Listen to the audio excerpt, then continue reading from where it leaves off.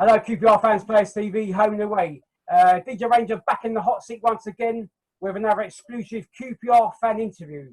This time with the one, the only Mr. Nick London. How you doing, sir? Great to hear. Great to be here with you, Deejay. I'm not sure about the one, the only, but we enjoy doing the commentaries, Andy and I. Thank you for joining on QPR Fans and Players TV channel. Just got you on really just to obviously give you a Q&A really about supporting QPR. But obviously, as you well know, QPR fans, Nick hosts QPR Plus with Andy Sinton on match days, doing the live commentary and indulge us in some useful information about the teams and players, etc. And you get to hear their dulcet tones throughout the course of the season. Whether it's the correct way of putting things or not, but it's all good to listen to, and it's part of the match day experience that we're having at present due to the COVID scenario. So, Nick, just a quick one really before I ask the questions. How did you actually get into getting alongside Andy and co-hosting the games on the QPR channel? Well, I've been commentating for over 25 years now, various commentaries in this country and abroad. I do some work for FIFA, so I've done a lot of under-17 World Cups and under-20 World Cups, both men and women, and so I've been doing commentary for a long time. I did 15 years freelancing for Sky Sports. I've worked for IMG, who send a lot of stuff around the world. I've worked on the Bundesliga, Serie A, Champions League, Europa League, all sorts of stuff like that. But then in the middle of 2017, a rights deal was done to enable clubs to send a stream around the world to fans outside the UK. And Queen's Park Rangers and I got together. I think we knew each other a bit because they were aware I was a commentator and a Rangers fan. And we got together and we came to an arrangement for me to do the commentaries, and they gave me Andy Sinton as a summariser. You couldn't ask for more, could you? And so I've been doing it since the middle of 2017. And then, of course, we get into all this nightmare with the COVID restrictions and the lockdown and all this business. And all of a sudden, instead of just broadcasting to audio subscribers on match days and the international subscribers, we're now broadcasting obviously on the stream for domestic fans, because fans in this country can't attend matches. Okay, I mean, that's interesting. So you've done numerous years of commentary work at various different places. Must have been great to go around different countries and commentate and see lots of different teams and how they play, and sample life in these other countries as well to a degree for the times that you spent there. It must be great. And then obviously, finally, getting to commentate on the team you support as well. And alongside as you say, Deejay, very privileged, very privileged. So FIFA have sent me to all sorts of places around the world. I've worked in Japan, Nigeria, Chile, China, all sorts of places. That must be great to do as well, as well as see a bit of the country, depending on how long you're staying over doing the game. Must be great. I mean, and then obviously the perfect ice on the cake was to join up with QPR and Andy Sinton being the co-host. So the match made in heaven. Great. Exactly. And of course, all your friends, they say to you, call that work? You call that work? Of course, it is work. But nevertheless, I recognise it's nice to earn your living commentating on football. Okay, Nick. As I say, it's a Q&A interview with yourself, like I've done with previous fans and ex-players. The questions ain't too hard, so no panic there. So we'll start off. How long have you supported for the QPR for? Well, I went to my first match in March 1968. It was a 10th birthday treat, so you can all work out how old I am now. And I ended up at Loftus Road, and it became a sort of second home. Sure. Good. Okay, obviously on to your next question. How far do you travel to get to Loftus Road on a match day? Well, I grew up in West London, so it used not to be difficult at all. Just a few stops on the what's now known as the Hammersmith and City line. I think when I first went on, it was known as the Metropolitan line, that section anyway. And now I live in Bedfordshire, out in the countryside in a little village in Bedfordshire, and so my journey's a bit longer, about 50 miles or so drive in, and it's really easy to park at the moment because of course the fans don't get there before you and get all the best places. Even better. it's been a plus point for parking, etc. Yeah. Listen, don't get me wrong, DJ. The most important thing is that before long, let's hope we can get fans of course, back in the stadium, because it's just not the same at the moment. Imagine, Nick, I mean, for yourself and Andy and everyone else who works at the ground on match days, to obviously you're there to do a job, obviously, but you know, with no crowd, it must be really eerie and strange feeling. Obviously, you're used to it by now, but I mean, some people may not still be used to it, but compared to like having the buzz, you know, the atmosphere of building up before games and stuff, you know, even like yourself and Andy and people who work within the grounds on match days, you know, the anticipation grows and grows, and then obviously the team. Well, you used the word eerie, and eerie's absolutely right. It's strange inside the stadium with the lack of atmosphere. And for Andy and I doing the commentary, you know, we gain inspiration from the fans. They give us a little bit of momentum. That noise that you get from the fans is really important, and it helps you maintain your rhythm and your tempo to your commentary. I'm definitely inspired by it, and I can speak for Andy. I'm sure that he, you know, we just want the fans back. And in the meantime, thanks for tuning into the QPR Plus streams. Well, as you stated there, Nick, about like having the fans so you can kind of feed off them. Even though yourself and Andy mostly feed off each other in games, like through maybe you might make some remarks and you can bounce off each other, which is great in itself. But then obviously with the fans, you may hear some kind of funny chant or possibly someone shouting something, and you may be able to pick something from that to relate to in the game, etc. You know, so yeah, it's hopefully, as you said, hopefully the fans can get back in soon in normal ways. I mean, okay, if it's a ballot thing again, then so be it. But at least something's better than nothing, you know, and in that regard. But ideally, having like, you know, back to kind of some kind of normal status with fans returning to the grounds, even with the away fans as well, because that's part of the day as well. You know, having the It is. Yeah, the away fans have a role to play. You're absolutely right. Just for the games against Reading and Stoke, where we had a few fans in the stadium, even then it made a difference. And it's amazing how much noise those 2,000 were able to make. It was a step in the right direction. Unfortunately, now as we record this, DJ, I think that we know that it's going to be quite a while before we get fans back in once more. It's not looking good. No, better be safe than sorry, and you know the health and safety. Yeah, no, you're right. We're dealing with people's lives here. You know. Okay, thanks for that. Next question. Obviously, I'm doing this from a fan's point of view, but you can include like your work thing. What's your pre-match routine for home and away games? I don't have much of a pre-match routine other than doing my preparation, because of course it is work, and I don't just turn up and start gabbing. I hope that I hope the fact that Andy as well, is not just me, that we both do a little bit of preparation, get a few stats together.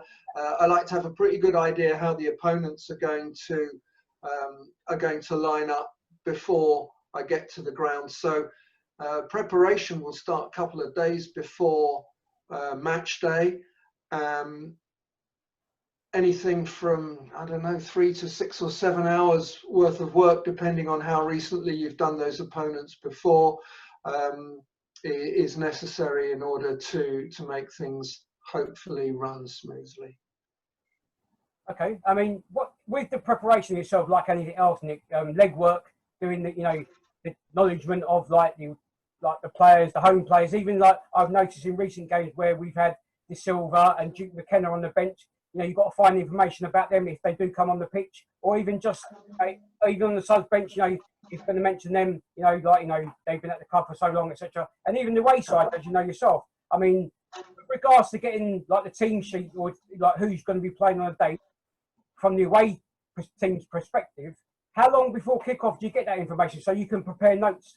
Yeah, so no, it's a really good question. So what you'll do is obviously using the internet, and I go back, and a lot of commentators will, to the days before the internet. I mean, we all started getting logged onto the internet late 90s, early 2000s, things like that. Well, I was commentating before that, and then it was a lot more difficult to get to get the information you needed. But now I'll have a good look at how our opponents have lined up recently, which formations their coach uses, and then you'll sniff around, try and get a little bit of injury and suspension news, and hopefully from that get a pretty good idea of how they're going to line up when they come up against Rangers. I'll give you just a little example. At the time that we're speaking here, DJ, the last game I did was Norwich away on Tuesday the 29th of December.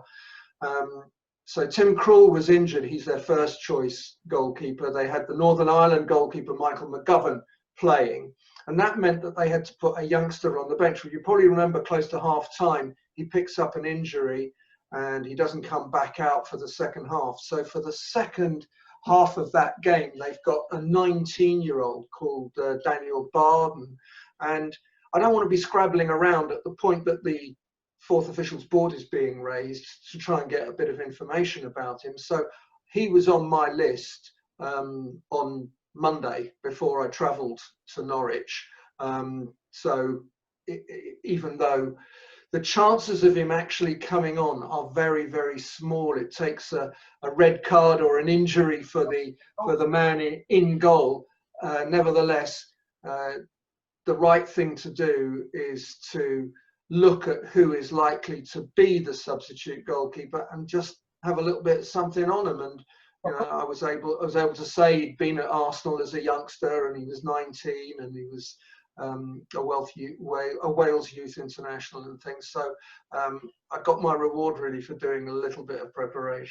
To be honest with you, Nick, anybody who deals in stuff like what yourself and Andy do, or any commentaries or anything in general, even myself, like if I'm doing any ex-players, I'll look up on Wikipedia just to try and gather some information and stuff like that. Just if I'm going to do a little bit about them and stuff like that. I mean, you know, it has to be done. You can't just, I mean, if you can do it off a whim, then great. But you do need to prep or do the legwork, obviously, to gather, you know, and obviously various teams and stuff like that could take various different lengths of time to actually prep, unless, you know, unless you've got the same team. But then obviously players come and go from side, so they get new players in, new managers and stuff like that. So you have to get new information all the time. But okay, thanks for letting us know about your pre-match routine. Next question. You mentioned earlier on that your first QPR game, I can't remember. What was the first thing? What was the first game you went to at Loftus Road, or your first QPR game again? Okay, so it was March 1968, and Rangers were playing Hull, and Rangers were on their way to promotion from the old second division to first division for the first time in their history. And it was a 1-1 draw, and Rodney Marsh scored for Rangers with a penalty. There you go. Well done for remembering that. Moving on to the next question. Who was your favourite past and present QPR player? Okay, it's really difficult, this. Okay. It's very okay. Now I will answer it.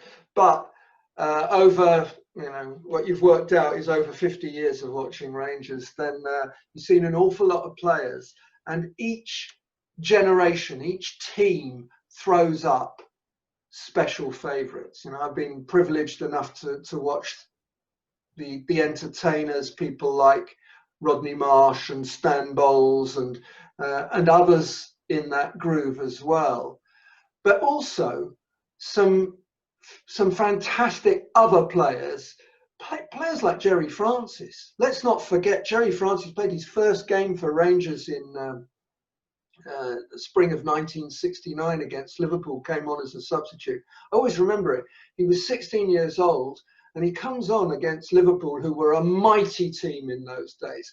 And he looks completely lost. I mean, it's all just going on around him. And I think anyone that's played football will know what that feeling is when you suddenly find yourself on a pitch and the standard is just a little bit above what you're used to, you know, and he looked really lost. By the middle of next season, where we had been relegated and so we were in the equivalent of the Championship, in the middle of next season, he's dominating games. He goes on to become England captain, the only man to come through our youth teams to captain England. You know, let's not forget that there's the obvious players like your Stan Bowles and Clive Allen with all his goals and everything, and Les Ferdinand who was unmarkable and uncontrollable for defenders. There's all those guys, but let's not forget people like Jerry Francis who came through the youth team and never put a ceiling on their ambition. Yep. I mean, as you say, you know, over the generations, teams, we've had numerous players, even in recent times as well, with the likes of Abere, and then before that, you know, and then you got, obviously you stated about Jerry, but then the unsung heroes as well, because they have, I mean, they're all heroes to fans out there. You know, some time that more than others. You know, as you said, the likes of Rodney. Absolutely right, Deejay. And talking about generations, you know, I work alongside Andy Sinton. He was in a great team. You know, let's not forget he had Ray Wilkins sending the ball wide to the wing, and he had Les Ferdinand to cross it in for. And let's not forget how good those fullbacks were, Bartley and Wilson. Absolutely fantastic. Alan McDonald organising the defence. There was, you know, there's been some good players and some good teams at Rangers through the years. You talk about the current team. Well, you mentioned Ebereeze. Unfortunately, you know, Ebbs has now left. A nicer guy, you know, I'm fortunate enough to do some interviews, as you know, and a nicer guy you couldn't hope to meet. Humble and genuine, but with a twinkle in his eye and a sense of humour as well. You know, a lovely guy and a wonderful player. And now it's the job of somebody to step into his shoes and become the hero of this current team. Ilias Chair's got the number 10 shirt, and there's one or two others. I think Senny Dieng's had a fantastic start to his Rangers career, so watch out for them. I mean, as you said there about Chair, I think Chair is trying. I mean, he's got a way to go still. He's still young, but you know, if he can get a bit more support from the other players, then I think we'll be okay. And as you stated there quite rightly about Deng in goal, what I find, I mean, he's just come in and he's looked comfortable as such, you know, you know, and that's great. That can only be great for the team, you know. Absolutely, I love the way he comes for crosses. And long may it continue. Absolutely. Okay, there could be, as you've been a QPR fan for many years, what's your most memorable moment supporting QPR? Obviously, you know, as you say, there could be lots for various fans. There could be just a few for others, kind of thing, depending on how long they've supported the club for. Yeah, and there are a few that stand out, and obviously, you know, lots of people will talk about the playoff final, and that's a bit of an obvious choice. But there are other moments, just little things that stick in your mind. Obviously, that playoff game against Oldham. We went to Cardiff and played Cardiff City, and we came back without promotion in our hands. But let's not forget what a step forward that was. That we got to that playoff final, we'd beaten Oldham. The atmosphere that night, goodness, I thought the stadium was going to shake to the ground. It's like going to a concert and coming away with your ears ringing. You know what I'm saying? So that's one that sticks in my mind. And as we get ready to play an FA Cup game, there's some memories from the FA Cup. And yeah, it doesn't matter what anyone says, the FA Cup is not what it used to be. And the very fact that the BBC, who've got the rights, try and tell you how good it is the whole time. Well, you know, as they say at a restaurant, a good wine doesn't need a lot of selling. And they have to keep telling you how good the FA Cup is, because it's a shadow of what it was. Oh yeah. Weakened teams. Nobody played weakened teams in years gone by. And the game that sticks in my mind is not the final against Spurs. It's not even the semi-final in 1982 at Highbury against West Brom. It's the quarter-final against Crystal Palace. I'll always remember that game because Palace came with 3 central defenders at the back and another 2 in midfield. They only wanted a nil all and to get it back to Selhurst. Okay. And that's where it was headed. And then Rangers get a corner right at the end. I mean, right at the end. It comes in, it drops. Clive Allen swivels in it. It's in the back of the net. Tell you what, I nearly wet my pants. Yeah. I mean, well, you know, that is some memorable moment, isn't it, really? Let's be honest. I mean, there's been some great ones and some not so great ones over the years for QPR. That's part of being a football fan, as you know, Nick. But thank you for that moment. Next question. Obviously, we have rivals. We have we're against most teams and stuff. Is there any team that you dislike, hate in a rival way, rather than, I want to go and bash their head up kind of thing, is there any team that you dislike in the sense of? Yeah, I understand the question. I don't really like the word hate in the context of football. I sometimes think that football fans are at their best when they look after each other and do good works and raise money and there are lots of. I remember there was a Rangers fan and he was a wheelchair user and he needed an expensive, I don't know if it was motorised or specially adapted wheelchair. And the Rangers fans got together and raised the money. Let's not talk about hatred when it comes to fans. Let's talk about the good things that the brotherhood of football fans occasionally gets together and achieves. I far prefer that, but I don't like Chelsea. Okay, is there any teams that you kind of dislike in the sense of like when we're playing them or not? I just said, DJ, I don't like Chelsea. Okay, no worries. You know what it's like? All the London rivals, there comes a time when you play them and you want to see them beaten. And look, I've been watching Rangers long enough. I've seen us win at Arsenal. I've seen us win at Spurs. I've seen us win at Chelsea. But it's nice to beat Chelsea in particular. I'm getting a little bit sick of Brentford beating Rangers too often at the moment. We'll have to put that right soon. All right. With regards to the team from Hounslow, they've been building this for like numerous years, I assume, whereas we've been in the Premier League a couple of times and it's coming to fruition for them a little bit now. They've been playing really well, to be fair. They've kind of built a model of a side. They've sold players, but yet they've come back even stronger in my eyes, over the last recent few years. But hopefully that'll change again soon, and then we'll be back above the perch and above our nearest neighbours as such. Yes, and hopefully we can have another 50-year spell without them beating us. Well, yeah. Which we recently completed, as I'm sure you recall. What I would say, being serious about them for a moment, is an extremely well-run little club. They're a lesson to a lot of clubs in the way that they scout players and develop them and keep their finances straight by selling them. So let's give them praise for that, and let's try and catch them up and overtake them, as you say, DJ. You actually have to, Nick, because obviously, as you just stated the obvious things there. Their scouting system, the way they operate within the club structure, the money, and that's, as you said, they're to be looked at as a model, like kind of engaging. I'm not saying you're going to copy exactly what they're doing, but if it helps.